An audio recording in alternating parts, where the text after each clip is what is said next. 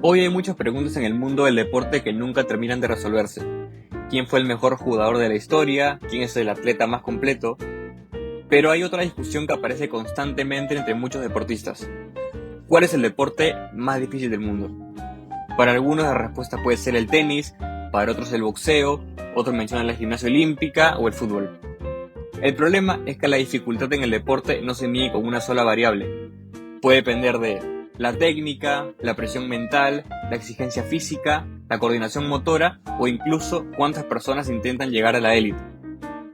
En este video vamos a analizar estadísticas, vamos a analizar datos, estudios para entender algo que es mucho más complejo. ¿Qué significa realmente que un deporte sea difícil? Y si existe alguno que destaque por encima de los demás. Uno de los factores más ignorados cuando hablamos de dificultad deportiva es la cantidad de personas que practican este deporte. Porque cuanto más gente juega, mucho más difícil es llegar a la cima. En el caso del fútbol, las cifras son enormes. Según estudios publicados por la FIFA, más de 265 millones de personas juegan fútbol regularmente en el mundo. Esto significa que aproximadamente una de cada 25 personas del planeta practica fútbol. Y si incluimos jugadores amateurs y recreativos, algunas estimaciones superan los 400 millones de participantes. Vamos a hacer una comparación. El tenis tiene alrededor de 87 millones de jugadores en el mundo. El baloncesto supera los 400 millones. El pádel, uno de los deportes que más crece, ronda los 25 millones de jugadores. Cuanto más gente compite, más estrecho se vuelve el camino hacia la élite. Y eso nos lleva al siguiente punto. En casi todos los deportes existe algo que los entrenadores llaman el embudo del talento. Miles de niños empiezan a entrenar, pero solamente una fracción mínima llega al nivel profesional.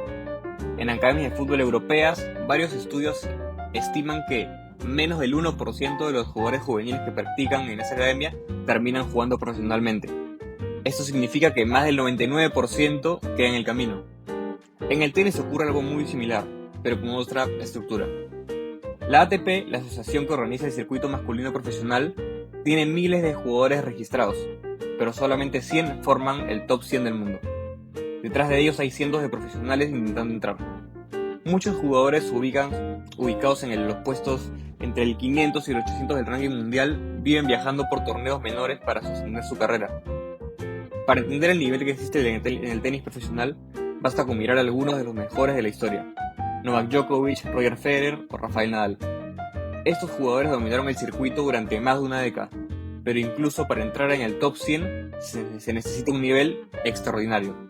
Y esto nos lleva a otro factor clave. No todos los deportes requieren el mínimo tipo de coordinación motora. Desde el punto de vista biológico, los seres humanos tienen mucha más precisión con las manos que con los pies. Por eso la mayoría de deportes utilizan las manos para manipular el objeto, caso como el tenis, el baloncesto, el béisbol o el handball, como otro ejemplo. El fútbol es diferente.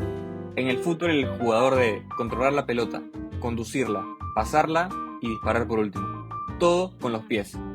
Y además hacerlo mientras corre y bajo mucha presión. Este tipo de habilidades dependen que los científicos llaman aprendizaje de motor temprano.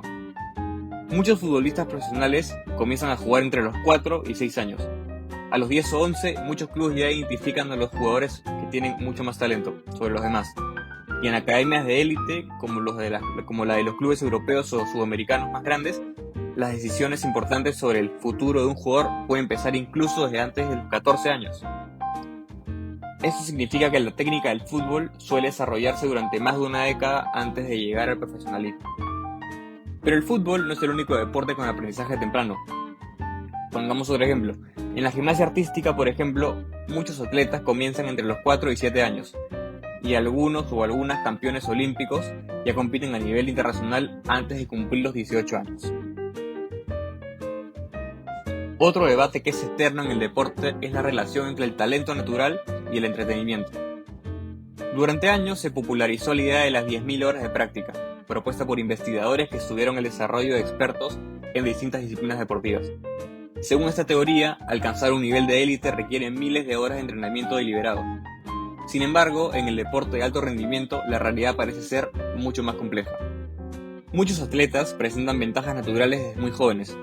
Puede ser entre velocidad de reacción superior, una coordinación extraordinaria, capacidad aeróbica, percepción espacial. En deportes colectivos como el fútbol, algunos jugadores destacan especialmente por su lectura de juego, la capacidad de anticipar movimientos antes que estos ocurran. En deportes individuales, otras habilidades pueden ser mucho más determinantes. En el tenis, por ejemplo, velocidad de reacción, coordinación ojo-mano y la potencia de golpe. Y en el punto 6 aparece uno de los argumentos más fuertes a favor de los deportes individuales. En deportes como por ejemplo el tenis, el atleta está completamente solo. No tiene compañeros que puedan corregir errores, caso como el fútbol, o el básquet o el handball. Cada punto depende exclusivamente de la habilidad del jugador. Esto genera una presión psicológica que es constante y es un peso importante sobre el jugador. En un partido de tenis profesional, los jugadores pueden disputar entre 150 hasta 300 puntos por partido. Y un pequeño error puede cambiar completamente el resultado, más dependiendo de las instancias donde se juegue. Además, estos partidos pueden durar alrededor de 4 horas en torneos de Grand Slam, dependiendo de la magnitud de los tenistas. Durante este tiempo, el jugador debe mantenerse en una concentración total. Otro factor que es clave es la exigencia física. En el fútbol profesional, poniéndolo como ejemplo, un jugador suele recorrer entre 10 y 13 kilómetros por partido, dependiendo obviamente de las posiciones. El mediocampista suele ser el que más corre, pero esta distancia incluye diferentes aspectos: cambios de ritmo fuertes, sprints, saltos y choques físicos. En el tenis la distancia recorrida es menor, pero la intensidad de los movimientos laterales y la aceleración es extremadamente alta. En deportes como el boxeo o el ciclismo, la exigencia cardiovascular puede ser incluso hasta mayor. Por ejemplo, en el Tour de Francia, el tema de las bicicletas, los ciclistas recorren aproximadamente 3.500 kilómetros en 3 semanas. Eso significa un agotamiento físico y una resistencia brutal. Muchos deportes de élite exigen niveles de especialización extremadamente altos.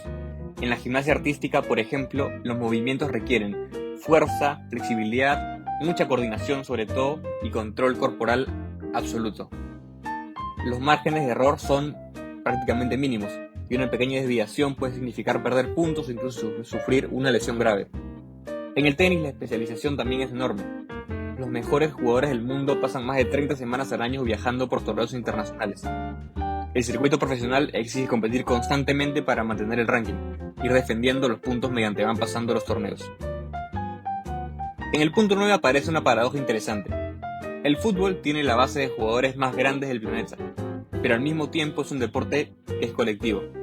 Eso significa que existen distintos roles dentro del equipo. Un jugador puede destacar por defensa, posicionamiento, juego físico o hasta lectura táctica, que es de los más importantes. No todos necesitan tener el mismo tipo de talento.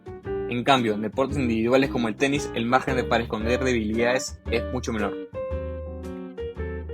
Otro aspecto que pocas veces se menciona cuando hablamos de dificultad en el deporte es cuánto tiempo puede mantenerse un atleta en la élite mundial. Porque no solo se trata de llegar al máximo nivel, no, también se trata de sostenerte en la cima. En muchos deportes la carrera profesional es relativamente corta. En el fútbol, por ejemplo, la edad promedio del retiro suele ubicarse entre los 34 y 36 años. Sin embargo, el pico de rendimiento de muchos jugadores ocurre entre los 24 y los 29 años. Eso significa que el periodo donde un futbolista está al máximo nivel suele durar apenas muy pocos años. En el tenis ocurre algo similar. Los jugadores profesionales suelen alcanzar su mejor rendimiento entre los 25 y los 30 años, pero el desgaste del circuito es prácticamente enorme. Viajes constantes, torneos que duran durante todo el año, partidos que pueden durar alrededor de 4 horas y muchos aspectos más que hacen que el desgaste sea muy grande. En deportes aún más exigentes físicamente como la gimnasia artística, el pico de rendimiento llega mucho más antes. Muchos campeones olímpicos tienen entre 16 y 22 años, como ya mencionamos anteriormente. Después de esta edad, el cuerpo ya empieza a perder parte de la explosividad necesaria para poder ejecutar movimientos extremadamente complejos. Esto plantea otra dimensión del problema, porque esto no solo importa para lo difícil que puede ser dominar este deporte, también importa cuánto tiempo se puede sostener uno al nivel más alto sin que el cuerpo llegue a colapsar físicamente. Entonces, volvemos a la pregunta inicial. ¿Cuál es el deporte más difícil del mundo? El fútbol tiene la mayor competencia global. El tenis exige una presión mental absoluta. La gimnasia, como hemos mencionado, requiere coordinación extrema desde la infancia. Otros deportes presentan desafíos completamente distintos. Tal vez la verdadera respuesta es que la dificultad depende sencillamente del criterio con el que se mida. Pero hay una cosa que es segura. Llegar a la élite en cualquier deporte es algo que solo consigue una fracción mínima, como hemos mencionado los datos, de los atletas que lo practican. Y ahora la pregunta es para ustedes. ¿Cuál creen que es el deporte más difícil del mundo?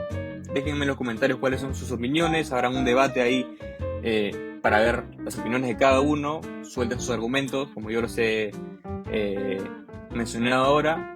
Y nada, espero que les haya gustado y suscríbanse para más videos de análisis sobre temas de deporte,